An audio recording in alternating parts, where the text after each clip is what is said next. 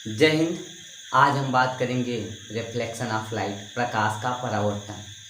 ये लाइट का हमारा पहला वीडियो है, तो चलिए एकदम आसान शब्दों में समझते हैं रिफ्लेक्शन ऑफ लाइट।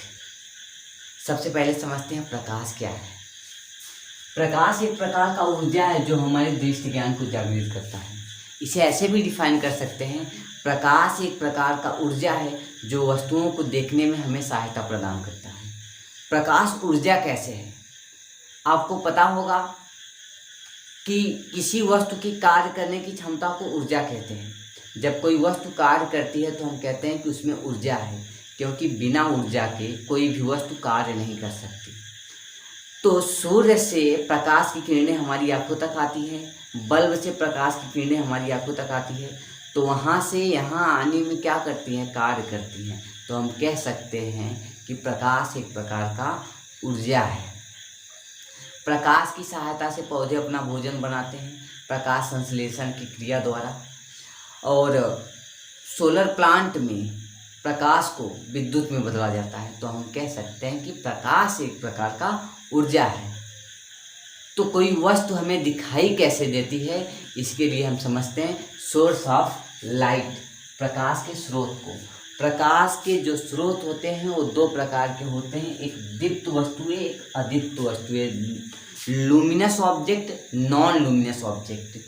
दीप्त वस्तुएं जिनके पास खुद का प्रकाश हो, जो लाइट को स्वयं जनरेट करते हैं, खुद जनरेट करते हैं, उन्हें हम दीप्त वस्तुएं कहते हैं, लुमिनस ऑब्जेक्ट कहते हैं। जैसे सूर्य, बल्ब, इनके पास क्या है? खुद का प्रकाश है, ये लाइट को खुद जनरेट करते हैं। तो इनसे जो प्रकाश की किरणें आती हैं, इन्हें हम देख पाते हैं। और नॉन लुमिनस ऑब्जेक्ट क्या होता है? जिनके पास खुद का प्रकाश नहीं होता, ये दीप्त वस्तुओं के प्रकाश से ही चमकते हैं। जैसे जो चंद्रमा होता है वो सूर्य के प्रकाश से हमें प्रकाशित करता है, वो सूर्य के प्रकाश से ही चमकता है। तो क्या होता है, जो दीप्त वस्तुएं हैं इनकी प्रकाश की किरणें अदीप्त वस्तुएं, जैसे ये टेबल, बुक, पेन, ये हमारा बोर्ड हुआ, इस पे क्या होता है? दीप्त वस्तुओं से प्रकाश की ढेर सारी किरणें आती हैं, इस पे टकराने के बाद हमारी आंखों तक आती हैं, तब हम सारी चीज़ों को देख पाते हैं। तो दीप्त वस्तुओं में हमारा जैसे टेबल, बुक, ये बोर्ड, जिनके पास खुद का प्रकाश न हो, जो लाइट को स्वयं जनरेट न करें, उन्हें हम सारी चीज़ों को अदीप्त वस्तुएं कहते हैं। इस तरीके से हम किसी भी चीज़ को देख पाते हैं। दीप्त वस्तुओं से प्रकाश आती हैं, अदीप्त वस्तुओं पे जब पड़ती हैं तो इनसे रिफ्लेक्ट होकर ये हमें दिखाई देती हैं सारी चीज़ें। तो आइए हम समझते हैं कुछ। जो प्रकाश है वो हमारा किस रूप में चलता है? जो हमारा प्रकाश है विद्युत चुंबकीय तरंग के रूप में चलता है। विद्युत चुंबकीय तरंग क्या होता है? तरंग दो प्रकार का होता है, एक यांत्रिक तरंग होता है, एक विद्युत चुंबकीय तरंग होता है।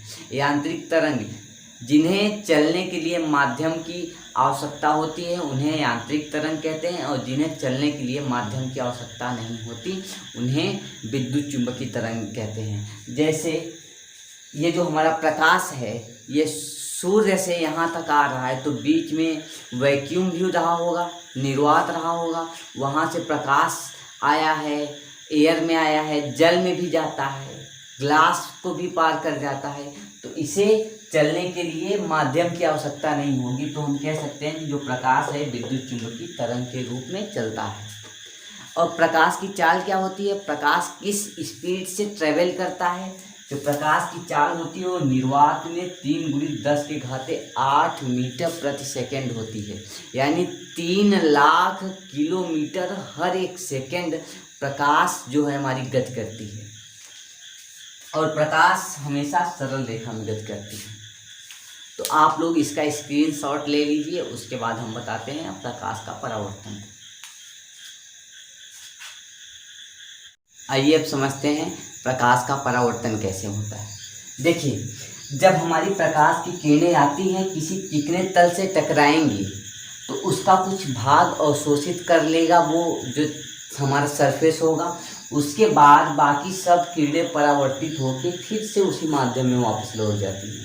जैसे ये वायु के माध्यम से प्रकाश की किरणें आई, यहाँ ये जो जिस सरफेस से टकरा रही है ये भी क्या है, एक माध्यम है। तो यहाँ से टकराने के बाद फिर से उसी माध्यम में वापस लौट जा रही है, तो इस घटना को प्रकाश का परावर्तन कहते हैं। तो जो आने वाली किरण होती है उसे आपतित किरण कहते हैं, और परावर्तन के बाद जो किरणें वापस लौटती हैं उन्हें हम परावर्तित किरण कहते हैं। और बीच में इन दोनों किरणों के बीच एक काल्पनिक रेखा मान लिया जाता है जिसे हम अभिलंब बोलते हैं, नॉर्मल बोलते हैं। तो अविलंब और इस आपतित किरण के बीच एक कोण बन रहा है। देखिए यहाँ पे एक कोण बन रहा है जिसे हम लोग आपतन कोण बोलते हैं, इसे आई से डिनोट करते हैं। और अविलंब और परावर्तित किरण के बीच एक कोण बन रहा है आर, जिसे हम लोग परावर्तन कोण कहते हैं। तो ये हुआ हमारा प्रकाश का परावर्तन। जब प्रकाश की किरणें एक माध्यम से चल के दूसरे माध्यम के चिकने तल से टकराकर उसका अधिकांश भाग पुनः उसी माध्यम में वापस लौट जाए, तो इस घटना को प्रकाश का परावर्तन कहते हैं। देखिए यहाँ पे प्रकाश की किरणें आ रही है, यहाँ पे चिकने तल से टकराकर ये वायु के माध्यम से आई और फिर से उसी माध्यम में वापस लौट गई। तो इस घटना को प्रकाश का परावर्तन कहते हैं। जैसे अगर हम इसे पूरा एक दर्पण मान लें, एक मिरर मान लें, तो यहाँ से प्रकाश की किरणें आएंगी, इसमें से टकरा के फिर से रिफ्लेक्ट हो जाएंगी, परावर्तित, इसी को कहते हैं परावर्तन। समझ में आया? ये आने वाली किरण को आपतित किरण कहते हैं, इंसिडेंट रे।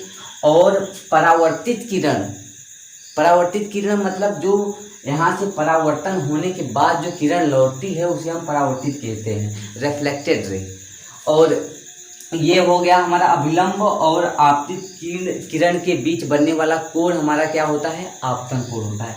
अभिलंब तथा परावर्तित किरण के बीच बनने वाला कोण परावर्तन कोण होता है, जिसे हम लोग आर से डिनोट करते हैं। तो ये हो गया हमारा प्रकाश का परावर्तन। तो आपसे मिलते हैं अगली वीडियो में, तब तक के लिए जय हिंद।